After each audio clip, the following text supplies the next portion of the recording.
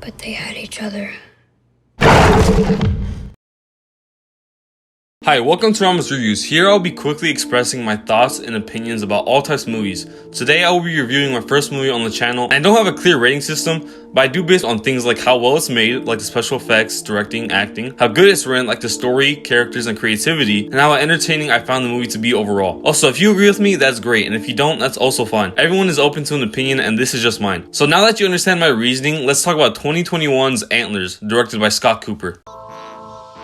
As a kid, I always thought and wished for someone to make a horror movie revolving around a myth or like a cryptid. Creatures like the Loch Ness Monster, Bigfoot, etc. So hearing about Antlers actually did catch my attention. Antlers is about Julia, a childhood traumatized middle school teacher who, after returning home, begins to realize that something horrible is happening with her unusual student Lucas. What she finds out is it's not a human issue, but instead an evil spirit that will possess you and transform you into a ruthless beast that will kill anybody that gets in its way. I watched this movie in theaters on Halloween night, and I gotta be honest, I don't exactly know how I feel about this movie. On one hand, the actual scenes we got with the monster are startling and entertaining. Combined with the movie's eerie sounds, visuals, and VFX work, Antlers does do very well making the creature scary and setting the overall tone of the film. However, even if we do get some fun scenes with it, the creature is not very featured. Most creature features do this to be suspenseful and make us wonder what it is we're dealing with, and Antlers is no different. The majority of the second half of this film is us learning about the monster and watching it attack people, but the rest of the entire movie is just us following our two main protagonists. Keri Russel plays Julia Meadows, a teacher who is trying to cope with her childhood trauma and abuse while doing everything she can to help her student and co-star Jeremy T. Thomas as Lucas Weaver. Lucas is the son of the soon-to-be monster Frank Weaver, who does his best trying to take care of his sick father and brother. We watch these two characters as they deal with the trauma, which to be honest is the only reason why one would even care for Lucas. He constantly made stupid decisions throughout this film, and even though he was played by a decent actor, it truly doesn't make up for the ignorant child we're forced to care for. Julia, however, is great, with Keri Russell's performance mixed with Julia's past trauma and empathy towards people. Antlers at least succeeds to give us someone likable to root for. I also felt like we should have gotten more monster scenes. Before them, the overall tone is so gloomy and depressing. I mean, yes, seeing such a sad environment does help give us an emotional connection towards the protagonist, but I just don't need so much of it. We understand that they went through and are going through a rough time, but we don't need a constant reminder of that in this movie, where we know people are gonna die. Sometimes what's needed in a horror movie is some good old humor and fun characters. And if it is a creature feature, everyone watching the movie more or less knows what the monster looks like. Movies need to stop hiding their monsters and give the audience what they came to see. In this case, the mostly hidden creature is the Wendigo. If you don't know what the Wendigo is, a native belief, it will summon feelings of greed or hunger that will eventually cause someone to cannibalize others. Once done that, it will turn them into a Wendigo, and then one of the other Wendigos will attack that Wendigo to reduce the competition.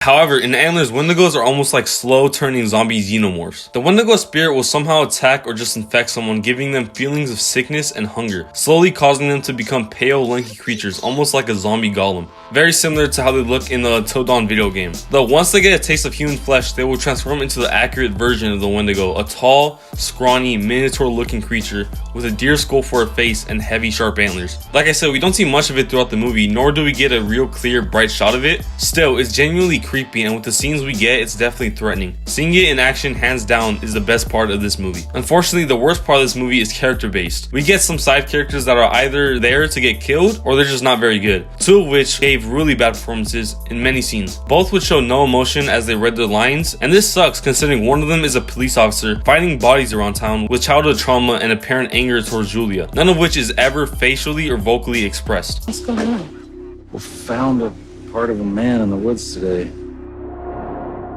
Part of the man? I guess the other half was found in the mine. Oh, this has got to be an animal, right? I also have an issue with the choice of setting for the final act. The location they chose for it seemed very out of place for the Wendigo, considering the apparent type of location it would be at, according to the native folklore. Though it's a very minor issue since it wouldn't have really made the movie better or worse.